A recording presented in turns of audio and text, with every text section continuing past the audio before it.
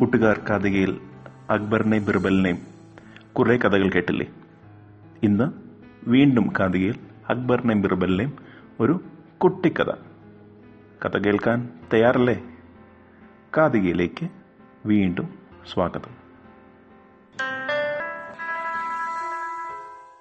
കൊട്ടാരത്തിൽ ചോദ്യങ്ങൾ ചോദിച്ച് എല്ലാവരെയും ബുദ്ധിമുട്ടിക്കുക അക്ബറിന്റെ ഒരു ശീലമായിരുന്നു. ഒരു ദിവസം കൊട്ടാരത്തിലേക്ക് അക്ബർ മഹാരാജാവ് വന്നു. എന്നിട്ട് കൊട്ടാരത്തിലുള്ളവരോട് ചോദിച്ചു, എന്ത് ശിക്ഷയാണ് എന്റെ മീശ വലിക്കുന്ന ഒരാൾക്ക് വേണ്ടി കൊടുക്കേണ്ടത്? എല്ലാവരും ഒരു നിമിഷം ആലോചിച്ചു. ഒരാൾ പറഞ്ഞു, അയാളുടെ തല വെട്ടിക്കളയണം. വേറൊരാൾ പറഞ്ഞു, അയാളെ ഉടനെ തൂക്കിക്കൊല്ലണം. ഇത്ര ധിക്കാരമോ? അക്ബർ ബിർബലിനെ നോക്കി.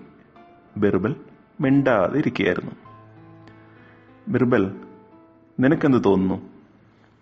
ബിർബൽ പയ്യെ അക്ബറിനെ നോക്കി. എന്നിട്ട് പറഞ്ഞു, ജഹാംപന, തങ്ങൾ അദ്ദേഹത്തിന് കുറച്ച് മധുര പലഹാരങ്ങൾ കൊടുക്കണം. എന്താ ബിർബൽ, നീ ഇങ്ങനെ സംസാരിക്കുന്നത്?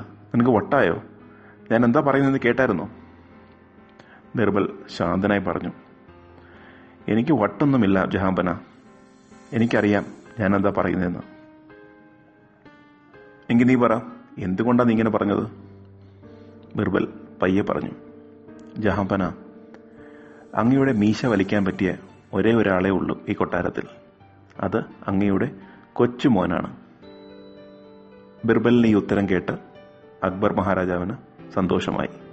ഉത്തരം തീർച്ചയായിട്ടും ശരിയായിരുന്നു.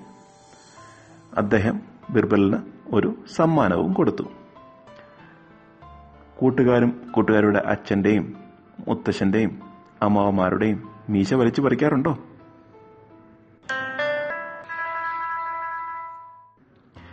ഇതുപോലെ അക്ബറിന്റെയും ബിർബലിന്റെയും കുട്ടിക്കഥകളുമായി വീണ്ടും കാതിക മറ്റൊരു ദിവസം.